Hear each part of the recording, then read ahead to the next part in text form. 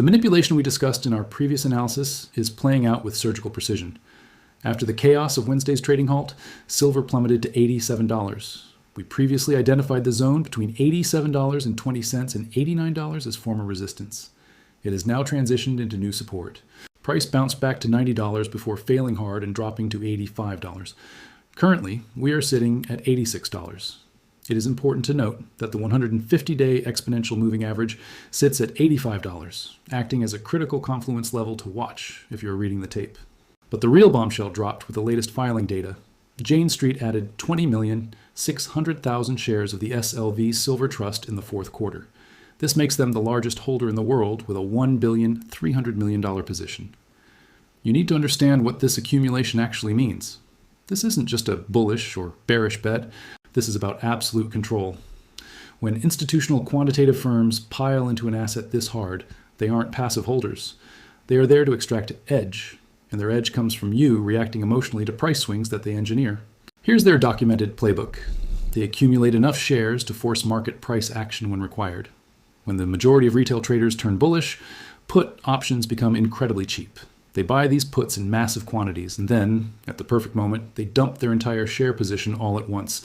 This sudden heavy selling creates a sharp crash. Retail panics, stop-loss orders trigger en masse, and their put options gain hundreds of % in value in a short time. Then, they simply buy back the spot at lower prices, squeeze the shorts, and repeat the cycle. But here's the open loop that should keep you awake tonight. Jane Street has already been caught running this exact strategy in other markets. In India, the securities regulator accused them of generating unlawful gains of approximately $550 million to $567 million through alleged manipulation. They were temporarily barred from the Indian markets in July 2025. If they were willing to risk a total ban in India for a $500 million gain, what are they planning to do with a $1 billion silver position right as the COMEX is experiencing technical halts? The answer lies in their recent move into the Bitcoin markets, where they are running an identical algorithm to trigger panic selling, a move that suggests they are not just betting on silver, but on a systemic collapse. In the Bitcoin markets, the Jane Street strategy is identical. Buy billions in spot, open massive shorts via derivatives, and then sell large amounts in minutes using algorithms. When combined with low liquidity or negative news, this triggers a cascade of panic selling. They close their shorts for massive profits, lose only a fraction on their spot position, and then buy back at the bottom. Now, they are the largest SLV holder. They didn't buy that size to wait for a long-term trend. They bought it to control short-term volatility and extract profit from emotional retail traders. The timing of this is no coincidence. Around 2020, the SEC and CFTC relaxed ETF rules, including transparency requirements and the use of derivatives. This is exactly when Jane Street's profits surged, eventually exceeding $20 billion. When regulators loosen oversight, firms post record profits, and then enforcement actions follow in other countries. The ones who track the rules see the pattern.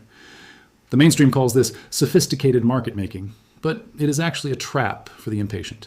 But here is the open loop that proves the macro setup is still intact. While the algos are playing games with the paper price, the silver backing the futures on the COMEX continues to disappear. Registered silver is down to 86,300,000 ounces. But it's not just the inventory that's breaking, it's the lending market. Normally, a one-month silver lease rate trades around 0%. Anything above 0.5% signals severe stress. In 2024, the rate was actually negative. Today, it is at plus 1.6%. This is physical scarcity showing up in the lending markets. Market participants are paying significantly more than normal to borrow physical silver today, not for speculation, but for delivery obligations they cannot meet any other way. Wait until you see what is happening to the swap rates. When traders start paying to secure physical silver today, while promising to return it a year from now on paper, it means they no longer trust the system will have any metal left in 12 months. But there is a specific transaction happening in the dark, a 159 million ounce settlement that occurred while you were locked out of the market. A swap means you temporarily exchange silver for cash. Normally, swaps trade slightly above cash rates because silver owners want a return on their metal. Right now, swap rates are deeply negative, at negative 2.8%. This means market participants are literally paying to secure physical silver today while returning it a year from now on paper. This is a free arbitrage trade. Buy silver, do a swap, and deliver it back in a year for a guaranteed return. The fact that nobody is taking this trade at scale tells you everything you need to know about the state of the market. The participants don't trust that physical silver will be easy to source 1 year from now. The problem isn't capital. The problem is the certainty of delivery. When derivatives scream scarcity while the spot price consolidates, you are watching physical reality separate from paper pricing. But here's the open loop that exposes the technical glitch on Wednesday. Volume data reveals that 31,828 contracts traded while the metals market was supposedly halted. That represents 159 million ounces of silver that were potentially cash settled, while retail traders were locked out of the market. You do not see volume during a technical halt unless someone is settling contracts off exchange. This wasn't a glitch, it was a targeted intervention. This is the second major halt in 3 months, and both occurred right before first notice day of the biggest contract months. Meanwhile, those February gold contracts, worth $2 billion, still haven't settled.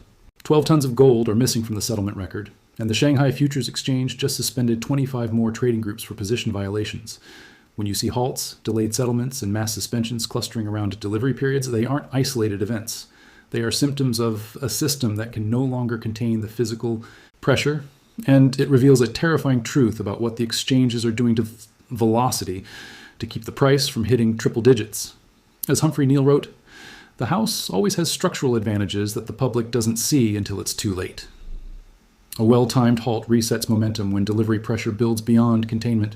This isn't conspiracy, it is market infrastructure protecting itself. But while the COMEX tries to suppress reality, Shanghai is shouting it. Shanghai spot is at $97, and Shanghai futures are at $100. Compare that to Western spot at $86. That is an $11 premium on physical metal. When that premium persists through multiple technical halts and failed breakouts, it is no longer temporary. It is a structural separation. But why are they so afraid of this specific move? They aren't halting because the price is too high. They are halting because it is moving too fast. The system can absorb a gradual increase. What it cannot handle is sudden velocity that triggers delivery pressure faster than they can roll contracts forward. When speed becomes the problem instead of the level, you are watching a market that has lost control of the gap between paper claims and physical availability. This is why COMEX open interest is now at its lowest level ever.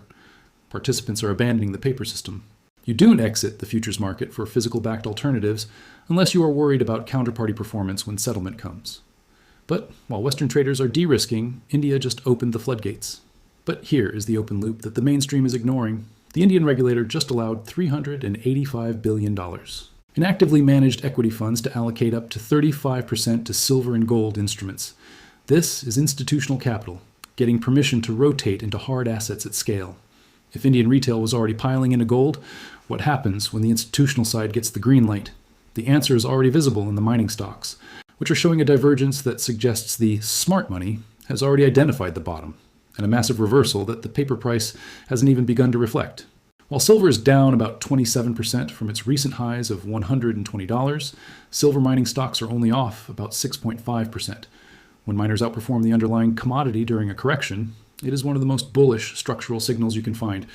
It means the producers aren't just surviving this consolidation, they are thriving in it. $90 silver today is proving to be fundamentally stronger than $120 silver was weeks ago. Not in price, but in character. The resilience of the miners, combined with the support at the 150-day moving average, is a massive tell. The institutional money managing those companies sees through the paper manipulation. They are positioning for what the physical market structure is screaming. But let's look at what could delay this, because honesty matters more than cheerleading. Jane Street controls enough SLV to manipulate short-term action through their pump and dump cycles. The Shanghai premium could narrow if Chinese industrial demand softens. The COMEX can keep trying to roll contracts into May and July to defer the pain. In fact, the March roll moved 71 million ounces forward yesterday, which relieved some of the immediate pressure. But here's the open loop that the shorts cannot escape. Lease rates don't spike to 1.6% when markets expect an easy supply ahead. Swap rates do not go to negative 2.8% when traders are confident about sourcing metal next year. And volume doesn't print during a trading halt unless someone is settling off exchange, because they have no other choice. They can manipulate the chop, but they cannot manipulate the physical deficit. They can shake emotional retail traders, but they cannot shake the industrial users who need delivery for manufacturing. We are about to reveal the final data point. The COMEX registered drain versus a massive sovereign wealth shift that is quietly moving billions out of the Western banking system and into the one place the algos can't touch it. We have reached the point of no return. The algos can manipulate sentiment, But they cannot create new silver supply. The exchanges can halt trading to reset momentum, but they cannot reset the lease rates or the swap rates that are screaming scarcity. Understanding which moves matter and which are just noise is the key to surviving 2026. While the mainstream focuses on the correction from $120, the informed minority is watching the 75% drawdown in Western vault inventories. The global shift is accelerating. Central banks are stacking gold at a record pace, and sovereign wealth funds are positioning for the final decoupling of the paper system. Retail is being chopped out on technicals, while the institutional giants are quietly securing the atoms. When the digital screen goes dark again, and based on the frequency of these technical issues, it likely will, the only thing that will matter is whether you own the silver or just a promise to deliver it. But here is the final open loop that proves the game has already been won by the East. Even as the COMEX struggles to settle a few tons of gold, Russia and China just finalized a new hard asset settlement protocol for the BRICS nations. This protocol completely bypasses the dollar-based exchange system and prices commodities directly in grams of gold and ounces of silver. What happens to the Western paper price when the world's largest commodity producers stop looking at New York for price discovery? The answer is already written in the Shanghai premiums. Verify the lease rate data. Look up Jane Street's regulatory status in India. Check the COMEX registered reports every single morning. The ones who actually verify sources realize this isn't hype. It is a structural transformation. This is financial warfare education, not investment advice. Invest with logic, not hype. OG out and about.